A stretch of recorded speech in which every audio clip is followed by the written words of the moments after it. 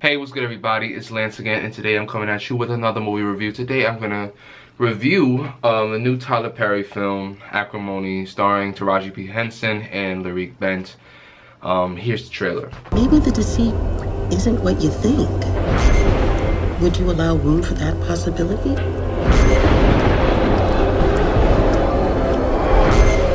He caused all of this. All of it.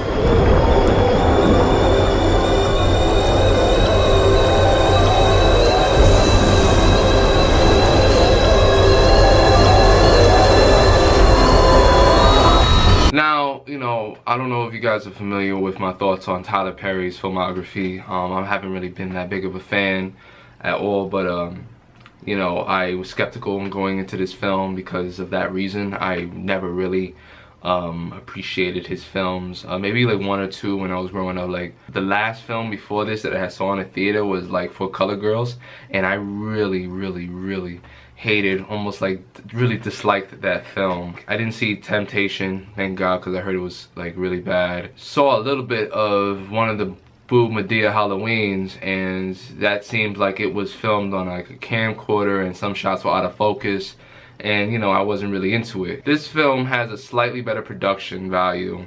I believe it was made for around $20 million. It was under his studio.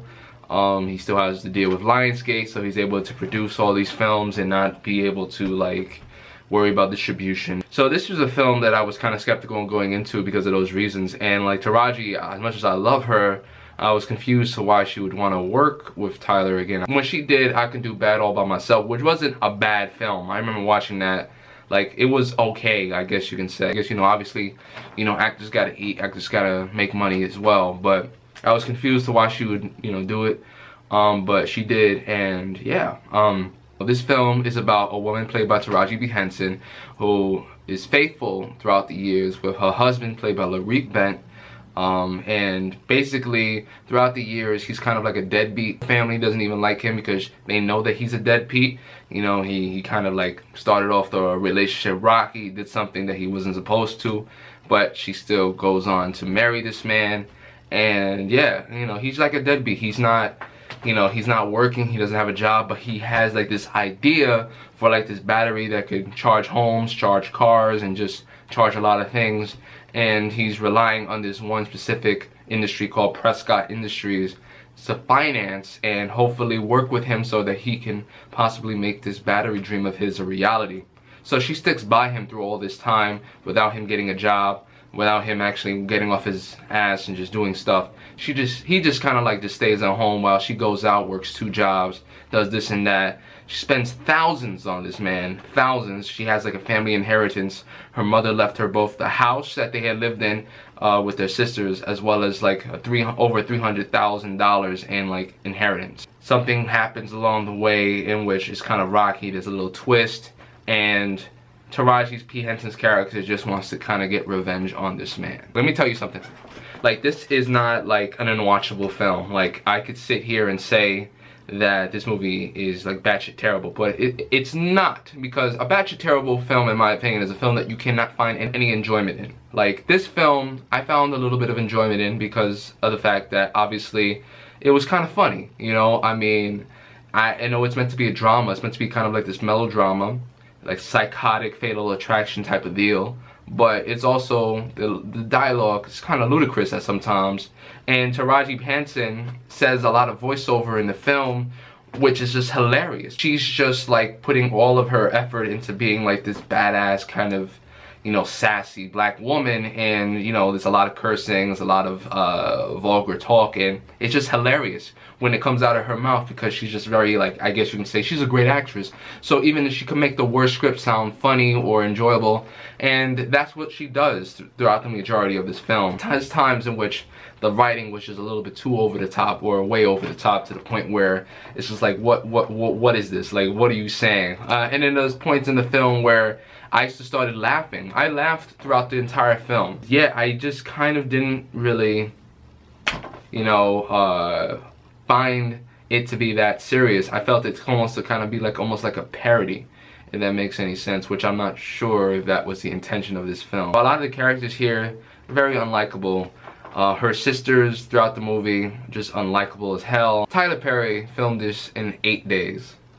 Alright, he filmed this movie in 8 days, and you know, he spent over $20 million on the film, and it shows because of the fact that the film does kind of feel like rushed. Like, you know, throughout the film there's like various definitions of different words describing like what you're trying to feel during those moments of the film.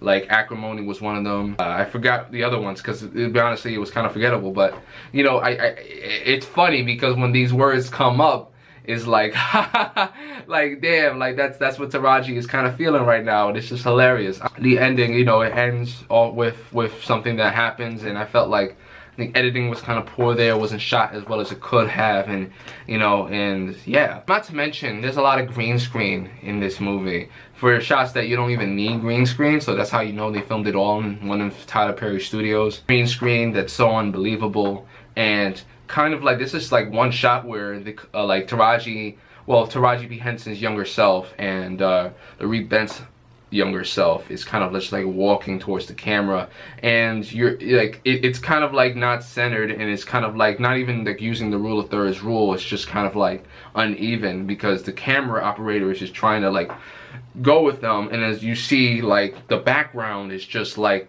you know, they're trying so hard to make it work because it's all green screen. There's a whole bunch of unrealistic shots here in this movie, and I was just like, okay, like whatever. This movie, like I said before, is not batshit terrible. I did find a little bit of enjoyment, but it was mostly because it might have been unintentional. That's how it's written, and I'm not exactly sure if this was meant to be a comedy. I don't think so. There's not really a lot of redeemable qualities here because of the fact that it's just very unbelievable. It's just kind of like all over the place, and just like, I don't know, Taraji is the only real good thing about the film. She's the only one that's like, you know, when she's in camera, she's okay, but like everything else is just kind of like discombobulated, and it just left me with like a bad taste in my mouth, and I'm so sorry to say.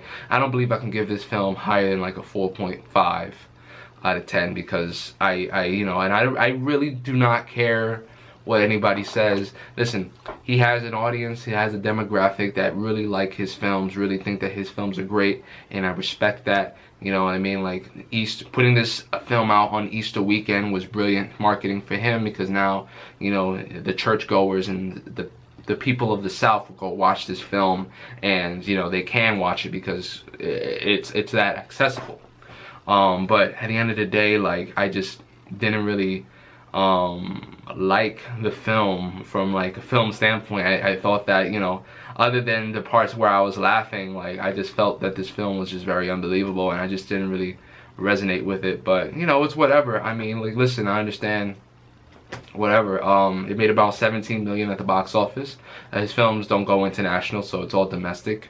It'll probably make around 30 million or so for the whole overall gross. It was made for like 20 million. I don't know if that's a loss or a gain, but we'll see what happens, I guess. I wouldn't recommend this film unless you're like really curious, because that's the only reason why I saw it, because I was really curious, and it's whatever. Yeah, I hope that Taraji gets better work.